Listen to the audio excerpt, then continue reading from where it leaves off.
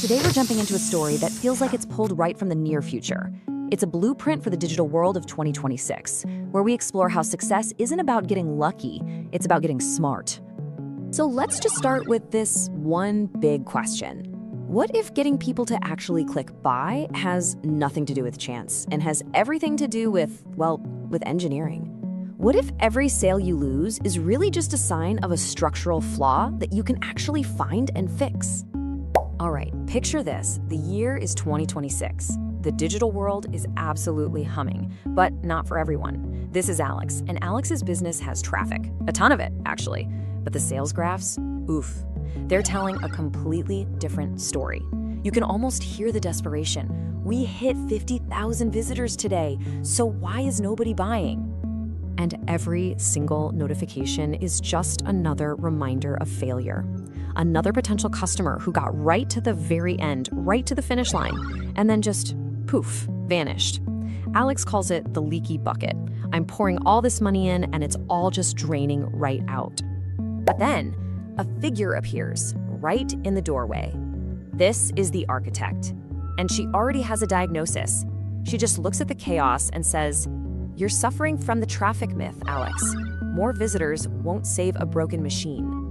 And as she steps into the room, everything just sort of dissolves. It transforms into this clean, digital wireframe. Alex is just stunned, asking, Who? Who are you?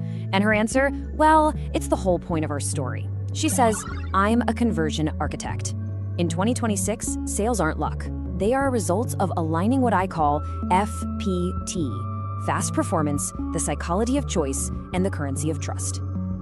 The architect goes on, see, it's not a funnel anymore. It's an ecosystem. And yours, well, yours is toxic. She points out all the leaks, slow speed, confusing checkout, no trust. And Alex gets a little defensive, right? My site is just a little slow, maybe a few seconds, tops. But the architect just leans in, and you can see a stopwatch in the reflection of her glasses taking past 2.5 seconds. And this is where she drops the bomb. A 1-second delay reduces conversions by 7%. You don't have seconds, Alex. You have milliseconds. Let's just hang on that number for a second.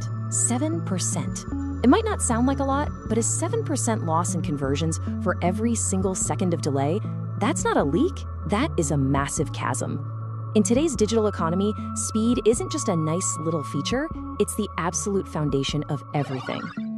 And that leads us straight into the first pillar of this whole blueprint. The architect calls it Hypothesis 1, Performance First Architecture. The idea is simple. Before you can even think about persuading someone, your site has to perform flawlessly. And this image just says it all, doesn't it? Here's Alex literally trying to push a giant boulder, a 4 MB hero image, up a hill, also weighed down by JavaScript bloat. The architect explains that your largest contentful paint, which is really just a fancy way of saying how fast your main stuff loads, is everything. If it's too slow, you're basically asking your customers to do all the heavy lifting for you, and let's be honest, they're just gonna walk away. But look, speed is just the ticket to get in the door. So now let's talk about the second major weakness, which is the psychology of choice. So the architect transports Alex to this virtual store aisle to show him the next big problem. You have 50 items on your homepage, she says, pointing at these endless shelves of identical boxes. She calls this the paradox of choice. And from Alex's perspective, it's just a blur. It's an overwhelming mess, and the cognitive load is critical. Alex tries to defend it, but I just wanted to give them options. And the architect's diagnosis is sharp. No, you gave them analysis paralysis. When choices go up, purchase decisions drop by a factor of 10. So what do? Well, the architect's philosophy here is super simple, but really powerful. We curate, we don't clutter. The whole point isn't to show your customers everything you have, it's to show them the right thing.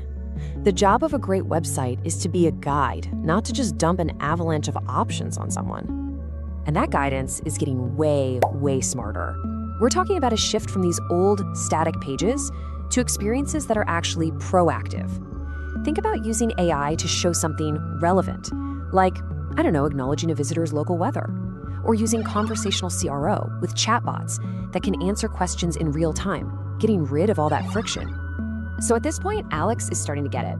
Okay, so we make it fast, we make it personal. Is that it? But the architect reveals there's one more piece to this puzzle, and it's the most fragile and important one of all: the currency of trust. You see, in the 2026 economy, there's this thing called trust inflation. People they're skeptical of everything. They've been burned by fake reviews, by scams, you name it. So if they land on a site and don't see clear, immediate signs of security, it's not a red flag anymore. It's an instant deal breaker. Game over. The way you fight this is by plastering your site with essential trust signals. These are things that fight what psychologists call loss aversion, that deep-seated fear we all have of making a bad choice. Things like verified security certificates, really clear money-back guarantees, real social proof, and, oh, this is a big one, a guest checkout option. All of it just proves you're real, you're safe, and you respect their time. So with all three hypotheses on the table, performance, psychology, and trust, it's finally time to rebuild. It's time for what the architect calls the FPT alignment. And they get right to work. All the code bloat gets deleted, the checkout process is stripped down to just the bare essentials. Alex is calling out the changes, removing the account requirement, done. And the result? It's immediate. The loading bar just snaps to 100% in 0.8 seconds. And this is the result. This is what architectural integrity looks like.